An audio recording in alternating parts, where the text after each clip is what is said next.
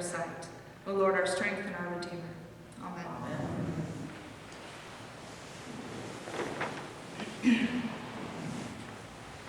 I am just returning, when I say returning, I mean 9:30 p.m. last night, from our annual diocesan convention.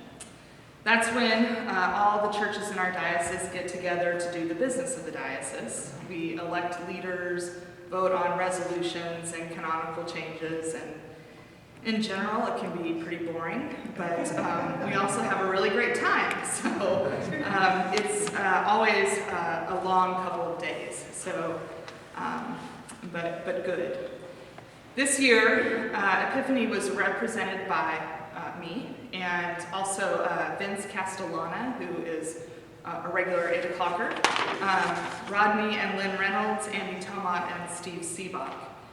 Steve also serves as the head of our delegation, so he makes sure that everybody has hotel rooms and knows what time to show up and where to show up and all those logistical details. This year, as in the past couple of years, a convention was held in Ontario, which is just 25 miles from the site of the shooting in San Bernardino. I used to live out in that area. I went to college in Riverside and lived there, had my first professional job in Riverside. I was there for about 12 years. So when I heard about the shooting, I had a feeling that I would probably have some connection to the people involved, some people involved. And I was right. One of the first responders is someone I've known for since my early 20s. I also have a friend who works in the building where the shooting happened, and she was there at the time and was in lockdown for several hours. With one degree of separation, so a friend of a friend, that kind of separation, I have connections with several others, including 5 of the dead. 5 people. The shadow cast by that shooting stretches out a long way over Southern California. And certainly Ontario is included in that shadow. Much of our convention experience had an underlying and sometimes quite explicit theme of sadness, shock, and anger. The feeling of needing to do something after yet another mass shooting. We were told 355 mass shootings in the US this year. It's more than one a day. And I say, there shouldn't even be a category called mass shooting in our nation. In addition to Bishop Bruno's pastoral leadership, which was really wonderful in light of what had happened, we were also blessed to have 2 great preachers of the church with us. We had the Most Reverend Michael Curry with us, who is our very brand new presiding bishop, and the Reverend Dr. Renita Weems, who is a pastor, I believe UCC, don't quote me on that. She's but also a biblical scholar. And both of them did a talk for us. Bishop Curry spoke on Friday, and I think his address is online somewhere, I'm sure. And Renita Weems spoke on Saturday. Hers probably is too. They both hit it out of the park in terms of naming the truth and providing us direction and being inspiring and just wonderful to listen to. But in particular, Renita Weems hit upon the powerlessness many of us feel when something like this happens. She started her talk by telling a story about her growing up in the South, in the age of 1 week to 2 week long revivals, and meeting all kinds of prophets at these revivals.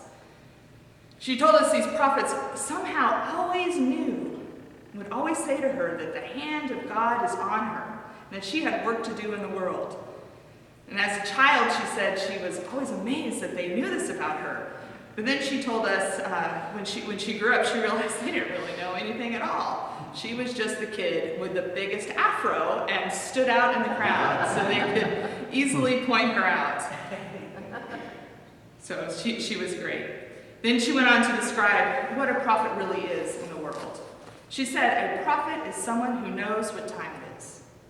A prophet is someone who knows what time it is.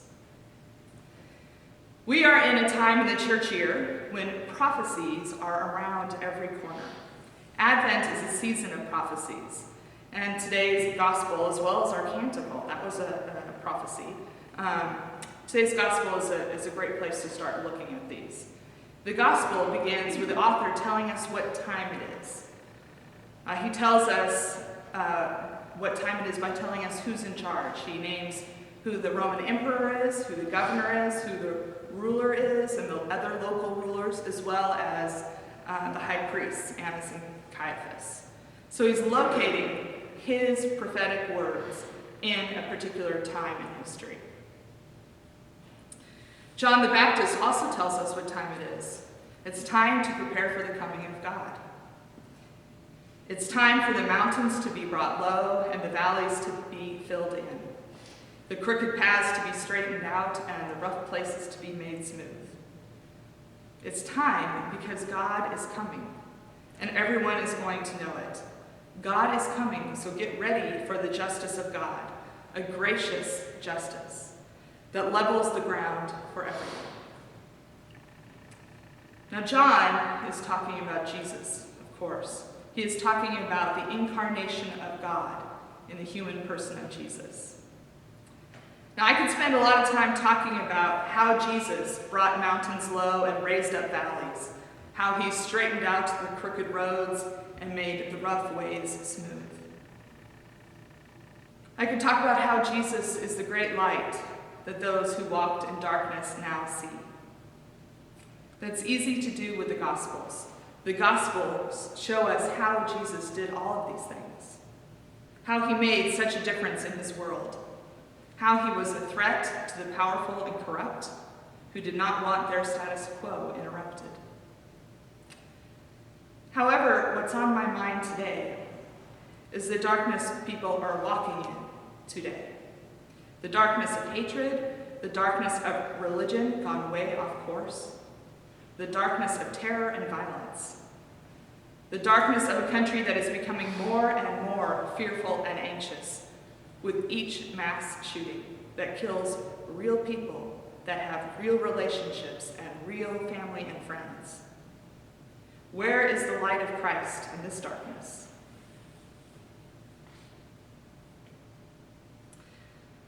Something that I've heard expressed over and over and over again this past year is that prayer alone is not working.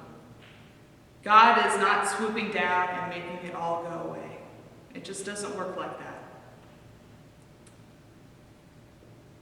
I'm reminded of a joke that I've told you, I think it's been a couple of years since I've told you this joke, but I'll just say it very briefly. It's about a guy who's in his house when the floods come, right? You remember this? And so friends go by and they're like, jump in our car, and he says, no, God will save me. And then the waters rise and the canoe comes by and they say, jump in our canoe, and he says, no, God will save me.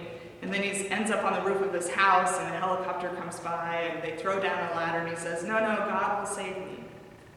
And then he dies, of course.